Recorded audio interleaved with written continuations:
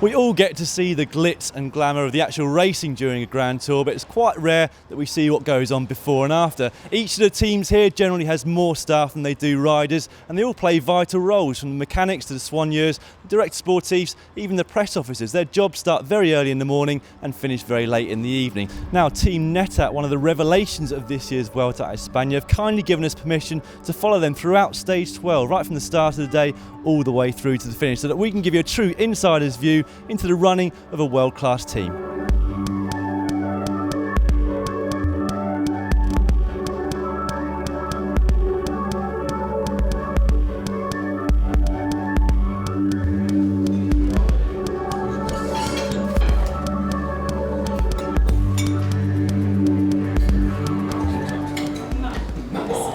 Not this net. Now here up on the wall in the hotel, we've got a list of the riders' weights. They've been in this hotel for 3 days, and each morning all of them have weighed themselves on these scales down here. Now that's not to make sure that they don't put weight on, because in a race like the Vuelta you can lose a lot of weight through dehydration. So they want to make sure that they're completely rehydrated every morning, so that weight should be relatively around the same amount each day.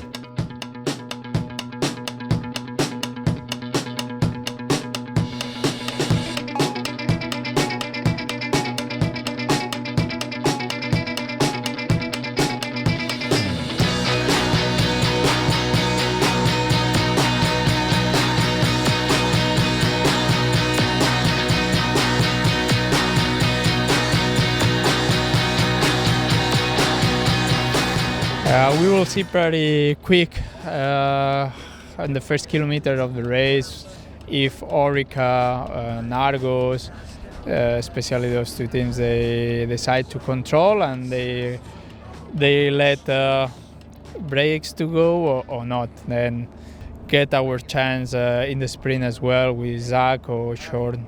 Yeah, it's still a little bit lumpy, but it should be pretty straightforward, I think. Maybe small chance of a breakaway. We'll know that after the first 5k, as you see who's jumping around. You know, when you see the teams with sprinters jumping around, then you know it's a good chance for a break. If not, then it's a good chance for a sprint.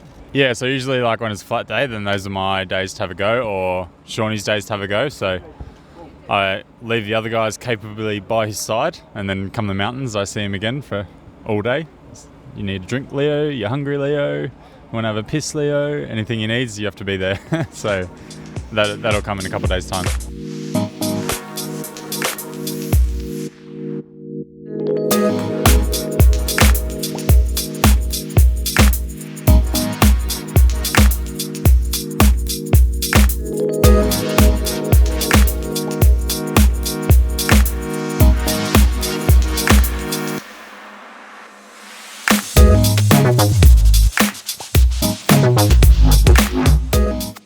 Up, go.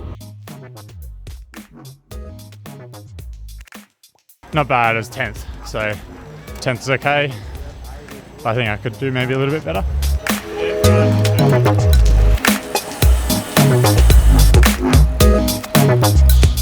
It's coming up to 8 o'clock in the evening now, a full 12 hours after these mechanics started work this morning, and they've still got a fair bit more to do. They're currently just cleaning all of the riders' bikes from today's stage. They're only about halfway through them, and it's the same story upstairs for the soigneurs. So I have something to do after the massage.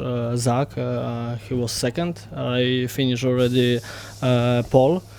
And after we're going to do some sandwiches and bottles for tomorrow. The day will start like 7 o'clock and we finish every day like at 10 p.m. Well, as the sun sets behind me, the mechanics here are just about finished for their day, and it's been a long one. We hope this video has really given you an idea of exactly how hard these guys work, and also the soigneurs and the rest of the staff, in order to just make sure that the riders have nothing to do except concentrate on the racing itself. Thanks very much to NetApp for letting us intrude into their lives for one day of this race. We'll be back with plenty more at the Vuelta a España over the last stages, so stay tuned to GCN. But with the TT tomorrow, there's a lot of work for Klaus to do, and obviously his colleagues. So Klaus, take us through exactly what you do in relation to getting these bikes ready.